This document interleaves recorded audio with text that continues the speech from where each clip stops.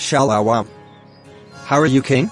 Shalom, King. All praises to the Most High. I'm great. About yourself? I'm great by the grace of Yahweh. So what brings you here this Sabbath day? I was taking a walk while meditating. I have a few questions for you. Go ahead, ask away. I saw a lot of headlines on the paper this morning talking about UFOs. What are those things? Well, the world called them unidentified objects, but that's not their real names. Those objects are able to identify. There's nothing under God's earth that cannot be known according to the Holy Bible. They just tried to hide it from the mass, but the Bible called those spaceships chariots and also clouds. They are God's chariots. The same chariots who took up Enoch to heaven and Yahawashi to heaven and so on. Well, can you please elaborate more on that and give me some precepts on where to find that information in the Bible? I'm glad you ask for precepts because we as HOE God never speak of the word by using our own understandings according to the book of 1 Thessalonians 5 verse 21 said to prove all things. So whenever we preach to others, we must tell them where to find it in the Bible. Also many will see it with their own eyes and still won't believe it because they do not have the Spirit within them. But what if they don't believe us? The book of 2 Esdras 15 verse 1-4 said that we must tell Israel about what's to come and that they should repent, and those who refuse not to listen will die on their unfaithfulness. There's nothing new under this sun. If they used to be wicked from their past, they will be wicked in the end.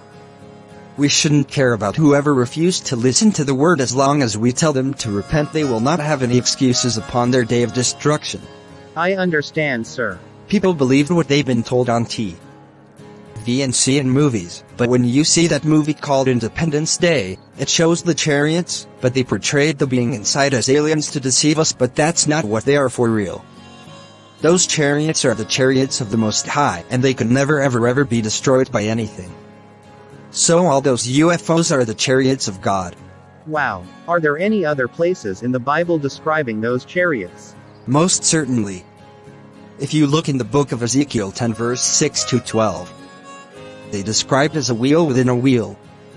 When you look at those spaceship, the lights within are like a wheel, and the outside is shaped like a wheel. Also in Proverbs 10 verse 25 and up, they are described as a whirlwind that God will use to save Israel or destroy the earth. In Job 37 verse 11 they described as bright clouds that beamed up Enoch to heaven.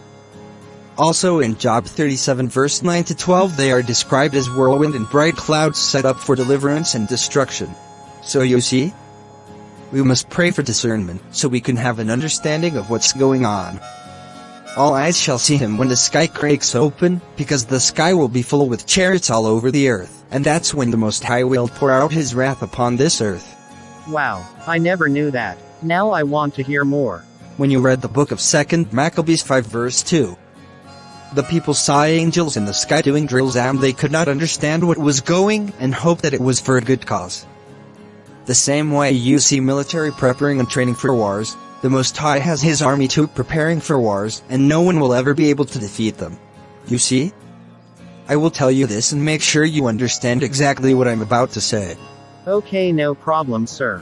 The book of Ephesians 6:12 says, "For we wrestle not against flesh and blood, but against principalities, against powers, against the rulers of the darkness of this world, against spiritual wickedness in high places."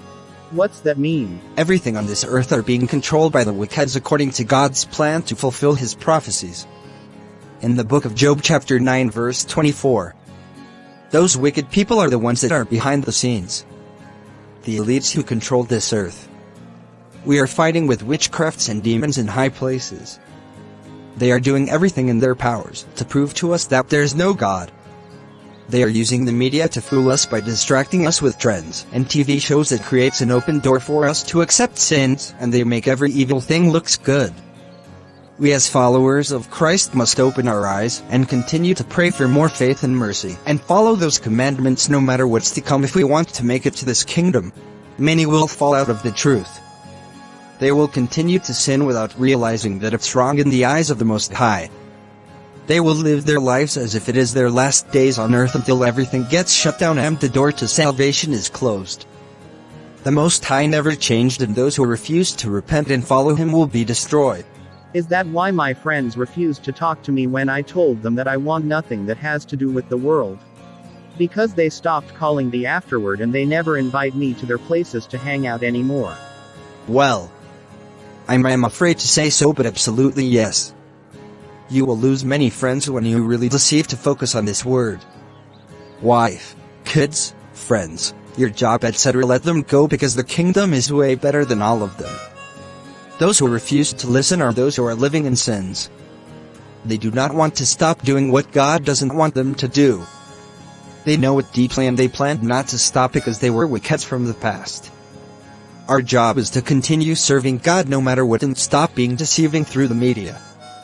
Once again, go ahead and read those verses, because those spaceships that they keep telling us are aliens are really the chariots of the Most High, and everyone will see them clearly at the end. The Bible is the only source of the truth.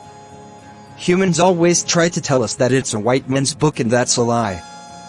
The white men try to contradict it, but they could never change the truth in the end. That's right, sir. I thank you so much for enlightening me with such knowledge. Thank you so much. My pleasure, young man. We must stop following customs and doctrines of the land, and really focus on the book. Those who refuse to obey the laws, statutes, and commandments will simply perish in the day of trouble. Those UFOs that they claim to be aliens are God's chariots. Those with good understandings will see when the end comes, and those are the exact chariots that will destroy this kingdom with fire and brimstones. May God open the eyes of the elect to stop being stiff-necked and see the truth. The enemy is hiding everything, and God will expose them all, starting from inside the church. May the Most High bless you, young man. Thank you so much, sir. You're welcome.